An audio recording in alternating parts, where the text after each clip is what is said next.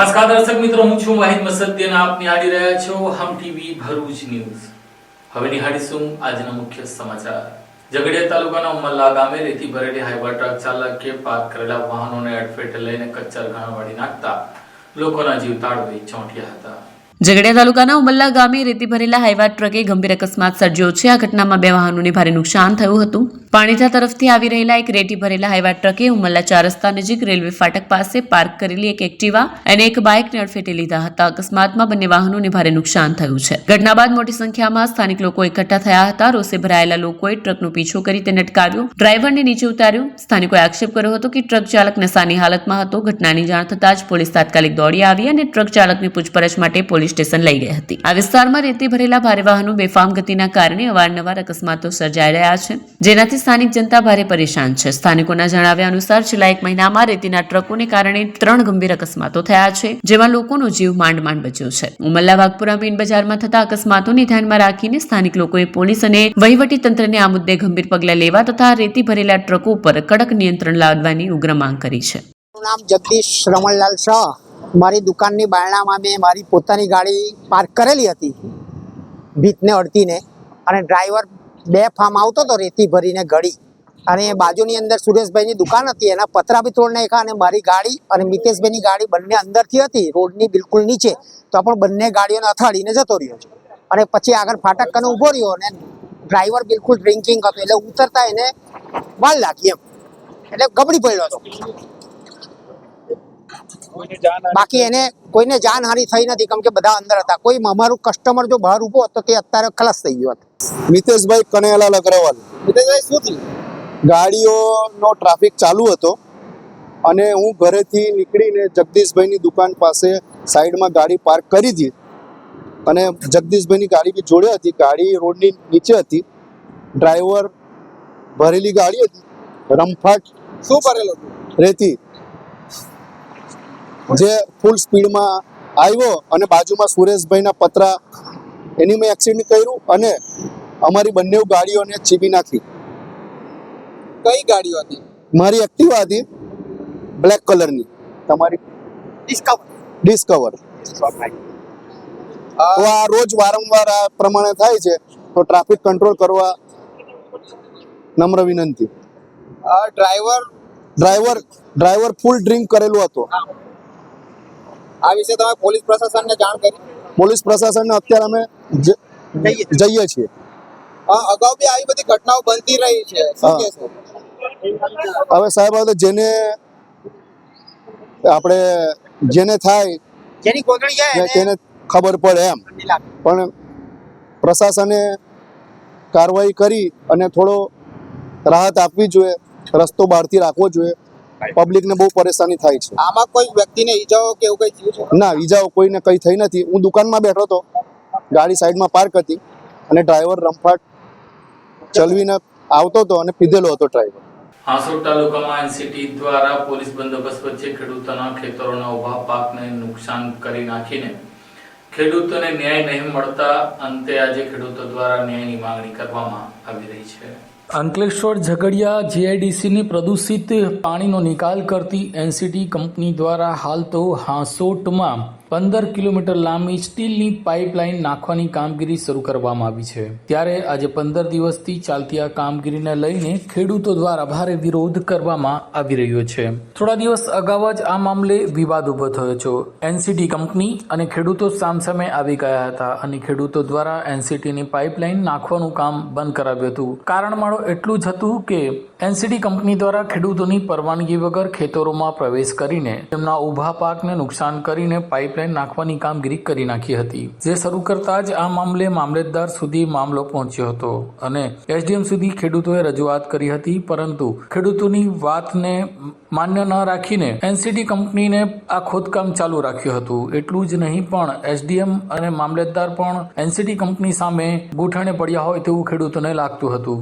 ખેડૂતો દ્વારા આ મામલે પોલીસને પૂછપરછ કરતા પોલીસે જણાવ્યું હતું કે એનસીટી કંપનીએ પૈસા ભરીને બંદોબસ્ત માંગ્યો છે. ત્યારે આજે 15 દિવસે કેટલાક ખેડૂતોને જાણ થઈ કે તેમના ઊભા પાકને નુકસાન કરીને એનસીટી દ્વારા ફરી પાઇપલાઇન નાખવાની કામગીરી શરૂ કરી છે. ત્યારે ખેડૂતો દ્વારા જણાવ્યું હતું કે અમને ના તો મામલેદારમાંથી ન્યાય મળ્યો છે કે ના તો એસડીએમ માંથી. એટલું જ નહીં પણ અમારો ઊભો પાક જે ખેતરોમાં હતો તે એનસીટી કંપની દ્વારા પાઇપલાઇન નાખવા માટે ખોદી નાખવામાં આવ્યું છે, એટલે કે તેને બરબાદ કરી નાખવામાં આવ્યું છે. તો તેનું વળતર કોણ ચૂકવશે?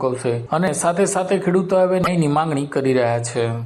આજે છેલ્લા 15 દિવસથી આસોડ ગામમાં જે ખેડૂતો અને એનસીટી કંપની વચ્ચે ઘર્ષણ ચાલી રહ્યું છે, જેના અંદર એનસીટી કંપનીવાળા બિલકુલ કોઈ જાતની ખેડૂતોની મંજૂરી વગર એ લોકોના ખેતરોમાં દાખલ થયા, ખોદકામ કર્યું, એ લોકોની મરજીથી આખા ખેતરો ખોદી કાઢ્યા.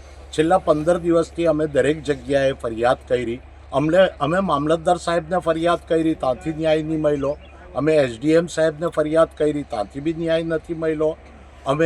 અને એ લોકો પોલીસ પ્રોટેક્શન સાથે આવ્યા છે.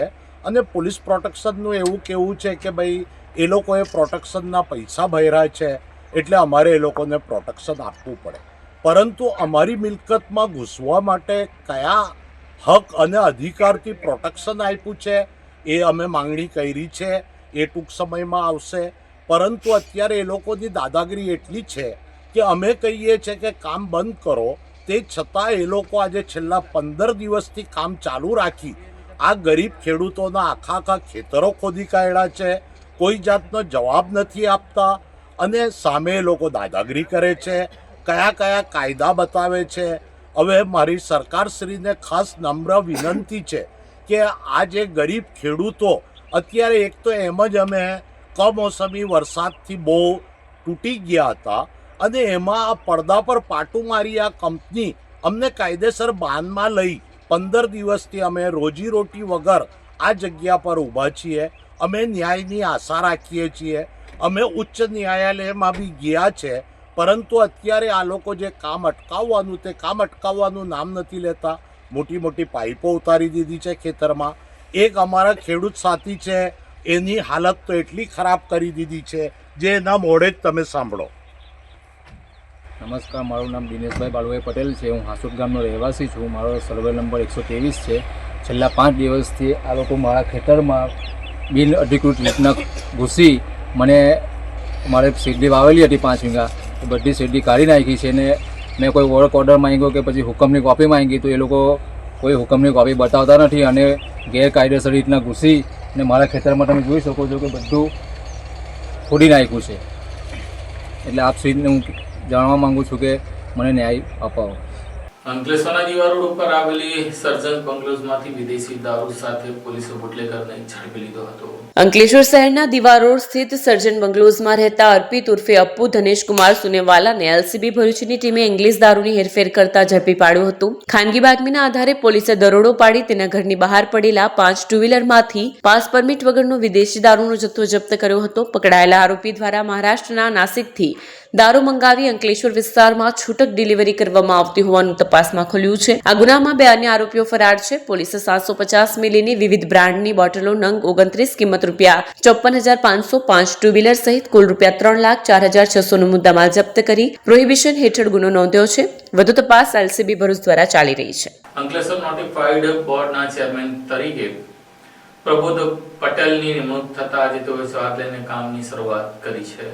અંકલેશ્વર નોટિફાઈડ બોર્ડના ચેરમેન તરીકે પ્રબોધ પટેલની વરણી કરવામાં આવી છે. નવનિયુક્ત ચેરમેન પ્રબોધ પટેલે આજે વિધિવત રીતે પોતાનો પદભાર સંભાળ્યો હતો. આ પદગ્રહણ સમારોહમાં શુભેચ્છકો, ઉદ્યોગકારો, વિવિધ સંગઠનોના પ્રતિનિધિઓ તેમજ આગેવાનો મોટી સંખ્યામાં ઉપસ્થિત રહ્યા હતા. પદભાર સંભાળ્યા બાદ પ્રબોધ પટેલે જણાવ્યું હતું કે અંકલેશ્વર જીઆઈડીસી વસાહતમાં પર્યાવરણ સંરક્ષણ તથા બ્યુટિફિકેશનના કાર્યોને વિશેષ પ્રાધાન્ય આપવામાં આવશે. સાથે સાથે જીઆઈડીસીને લગતા તમામ પડતર પ્રશ્નોના નિરાકરણ માટે પણ તેઓ પ્રતિબદ્ધ રહી કાર્ય કરશે.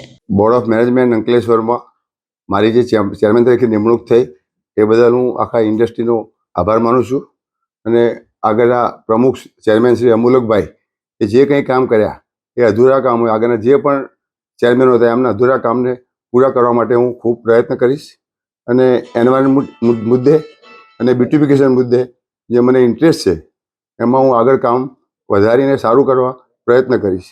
જીઆઈડીસીમાં રેસિડન્ટ ઝોન એટલો બધો વિકાસ થયો છે, એમાં અત્યારે નવી પેઢી પણ રહેવા માંડી છે અંદર, તો એના માટે જે કંઈ સગવડો જરૂર હોય ભવિષ્યમાં એનું વિચારવાનું છે.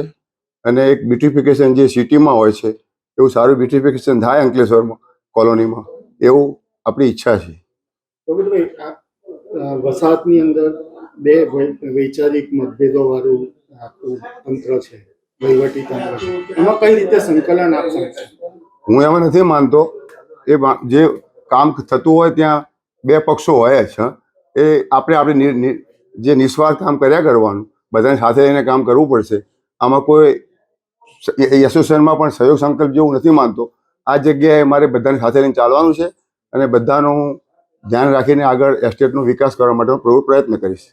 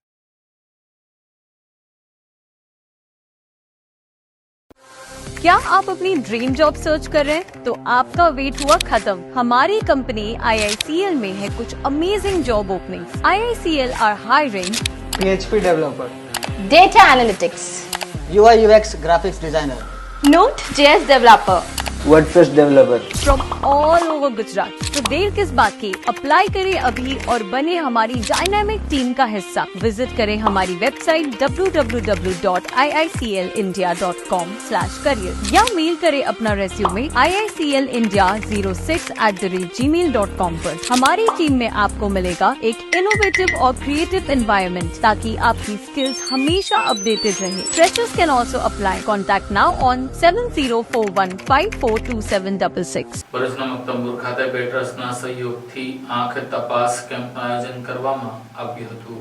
ભરૂચના મક્તમપુર ખાતે મખદૂમ હોલ ખાતે ગઈકાલે રવિવારે ભરૂચની નારાયણ આઈ હોસ્પિટલના સ્ટાફ અને તબીબના સહયોગથી જનસૃષ્ટિ ટ્રસ્ટના ઉપક્રમે આંખ તપાસ નિદાન કેમ્પનું આયોજન કરવામાં આવ્યું. આ કેમ્પમાં 175 જેટલા લાભાર્થીઓએ લાભ લીધો, જેમાં 35થી વધુ મોતિયાના ઓપરેશનના દર્દીઓ મળી આવ્યા, જેઓના આગામી દિવસોમાં નારાયણ આઈ હોસ્પિટલ ખાતે વિનામૂલ્યે ઓપરેશન કરવામાં આવશે. અન્ય દર્દીઓની ચશ્માની તપાસ કરવામાં આવી હતી. 50થી વધુ દર્દીઓને મફત ચશ્માનું વિતરણ કરવામાં આવ્યું. કેમ્પમાં મોટી સંખ્યામાં લોકોએ લાભ લીધો. આ કેમ્પનું આયોજન જનસૃષ્ટિ ટ્રસ્ટના સહયોગથી કરવામાં આવ્યું, જેના પ્રમુખ ઈશ્વરભાઈ પરમારે હાજરી આપી આ કેમ્પને સફળ બનાવ્યું. આ કેમ્પને સફળ બનાવવા માટે મક્તમપુર ગામના સામાજિક આગેવાન સૈયદ ઇફ્તેખાર, સૈયદ નાઝીમ બાવા, વાહિદ મસદી, જરાર મસદી સહિતના સામાજિક કાર્યકર્તાઓએ આ કેમ્પને સફળ બનાવવા મહેનત કરી હતી.